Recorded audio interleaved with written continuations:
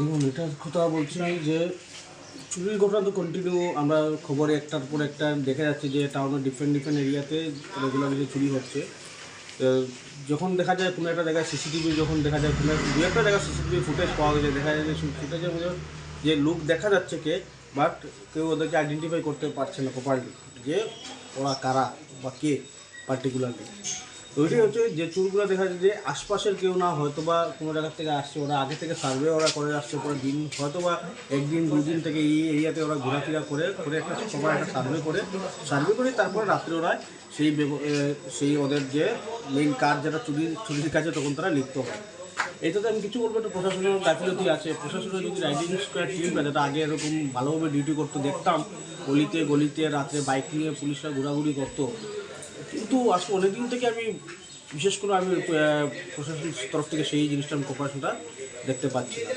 দেখেন, চুর তো কোন সময় কোথায় আসবে, কার বাড়িতে আসবে, এটা তো কেউ আগে থেকে আগাম জানা নেই। কিন্তু যদি আমরা যদি প্রশাসন যদি ডিউটিটা যদি ঠিক মতো যদি 100% করতো তাহলে তো ঠিক আছে। এখানে বলবো কিছু প্রশাসনের গাফিলতি আছে।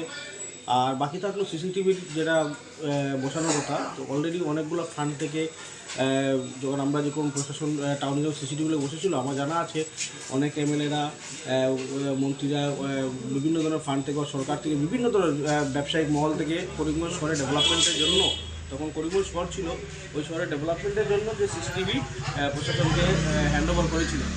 কিন্তু এই অনেকগুলো সিসিটিভি আজকে কোনো একটা টেকনিক্যাল ফল্ট হতে পারে, সিসিটিভিগুলো অনেকগুলো জায়গায় সিসিটিভিগুলো বিকল করে পড়ে আছে।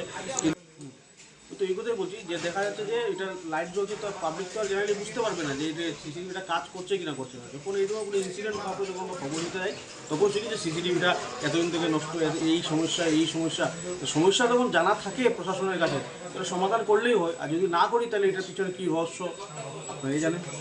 হ্যাঁ, পুলিশ আসছে। পুলিশ যখন আমার বন্ধু যখন ঘুম থেকে উঠে যখন খবরটা যখন পায়, আমাকে ফোন করে সঙ্গে সঙ্গে তখন অলরেডি বলে পুলিশ অলরেডি এটা ঠিক, পুলিশ মতো এসে পড়েছে, কিন্তু এসে তো আর কোনো সলিউশন তো বেরোনি না।